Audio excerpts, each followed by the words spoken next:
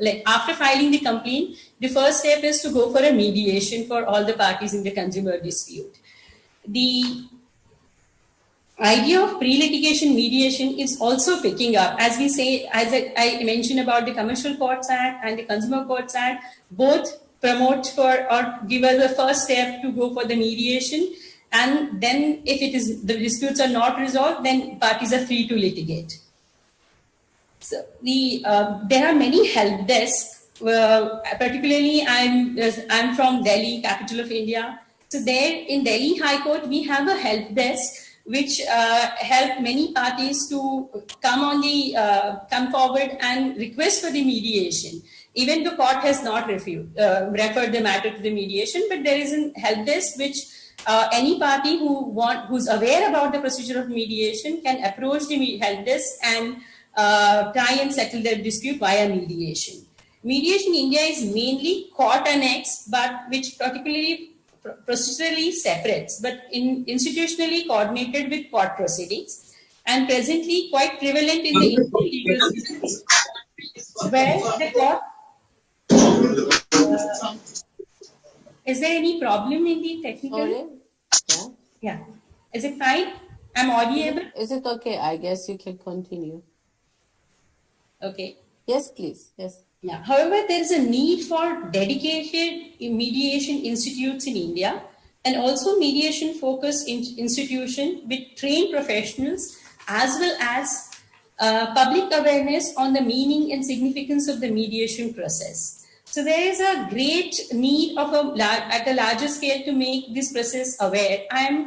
I heard about this art performance which Mr. Goswami has been carrying out in Bangladesh to promote mediations in local. So he has coined this new idea to, by way of an art form, to publicize the mediation. Because at the village level or at the small cities, many people are not aware of this process, and they may not take the advantage of this process because they are not aware. And this is the best form which he is innovated to introduce this to the lowest, to get it to the larger section of the society. There is need of uniform statute exclusively governing mediation process in India.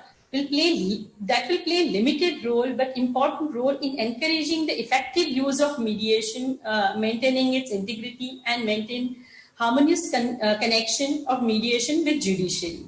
Mediation legislation exists in more than 18 other jurisdictions, including Singapore, Malaysia, Ireland. Recently, Thailand also adopted it, and many other countries, including Australia, considering adopting mediation statute.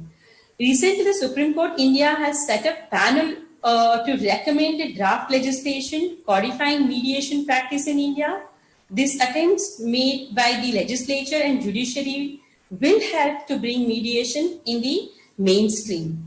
Even the Bar Council of India just last week has mandated that mediation with conciliation will be compulsory subject in all Indian law schools from the academic year 2021. Bar Council of India is also keen to introduce training in mediation, and trained mediators will be preferred as a teachers for such subject. So I wish good luck to AMA chapter to start training soon in India, so that we give many more trained mediators to the new colleges which will be starting with the course for the mediation. Various multinational corporation, companies and partnership firms have also realized the benefits of mediation, which has resulted in them introducing clauses for mandatory mediation in cases of any dispute or disagreement between the parties. Parties seek a dispute resolution process which is fair, inexpensive, quick, and conclusive. It has become common practice in India, especially in the commercial sector, to provide a mediation window to the parties at various stages of dispute resolution.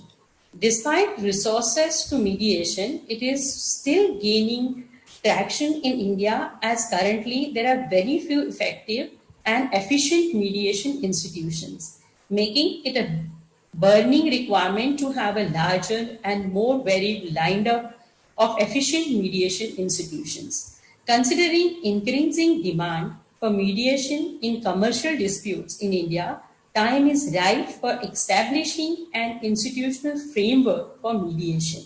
India is drawing inspiration from jurisdictions like Singapore, where there are developed working mediation mechanisms already in the place. The United Nations Convention on Mediation, also known as Singapore Convention, which was signed by 46 nations, including India, in August 2018, complements the Holy Treaty along with the New York Convention for Arbitration and the Hague Convention on the choice of court for litigation.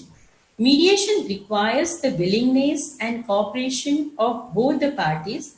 Compulsory enforcement of mediation agreement put together with the voluntary nature of mediation possesses a bit of a conundrum. It is often argued that enforcement of a binding mediation agreement may be an exercise in futile if the parties to the agreement lack willingness to follow it through. However, this binding nature of mediation agreement is determined under the legitimate assumption that parties enter into the mediation agreement of their own volition. And while one cannot force a horse to drink water just by leading it to the stream, a case can certainly be made that if you lead to the stream, there is a greater possibility that it drinks the water. So we need to get the mediation more closer to the society, the more awareness and more flexibility and the confidence once people get, certainly they will be coming forward to mediate. Just like the arbitration agreement to mediate forms a part of a larger contractual agreement and is separable from the means of contract. Unlike in arbitration, mediation agreement does not have to be in writing or signed. However, despite the lack of obligatory requirement, it is advisable for the parties to record their mediation agreement in the writing in clear terms. So, this has led to the formation of a dispute resolution environment where mediation and arbitration take place in a sequential order. Clauses facilitating of the two or more dispute resolution methods are referred to as an hybrid clauses or escalation clauses. They provide for an efficient form of an area which is more flexible than negotiation, mediation, or arbitration individually. Mediation is inherently a collaborative process, whereas arbitration is a conclusive process. The process of combining mediation and arbitration melds together these two inlay contracting concept of ensure resolution of dispute, all while ensuring the hallmarks of the alternative dispute resolution, that is self-determination. Such a clause gives both the parties relatively equal bargaining power as well as the promise of final resolution. These clauses can exist in various forms including meet-up, ab-med-up. So these clauses also in India we have started finding place in many commercial contracts. The fragmented mechanisms are not sufficient to constitute a thriving mediation ecosystem, which is often seen as a barometer of the favorable business environment in a country. For India to have a robust mediation culture, as I said, we need an overarching mediation legislation. The future success of upcoming mediation centers in the country depends on proper legal framework and to follow code of ethics and conducts for high ethical standards. To further successfully boost institutional mediation, technological and physical infrastructures need to be further enhanced. As the technology has become, pandemic has got us into the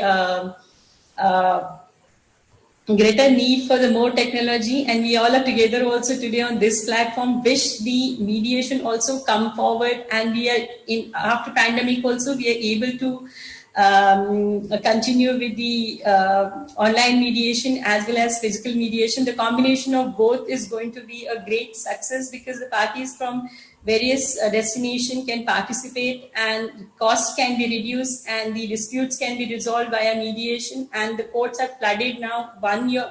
And at least in India, the scenario is that limited cases and urgent cases only were heard during few months, and now slowly we are coming back to regular hearings. So the backlog has become huge. So in this process, during this, if the mediation via online or even physical process has been promoted and adopted by the parties and the lawyers, it will be really a great success, and everybody will have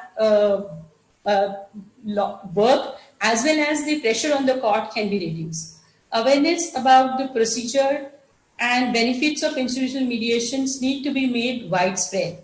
Mediators' accreditation need to be considered more seriously, and parties' attitude towards mediations need to be changed as they genuinely need to consider it as an effective means of dispute resolution and not merely a bypass process.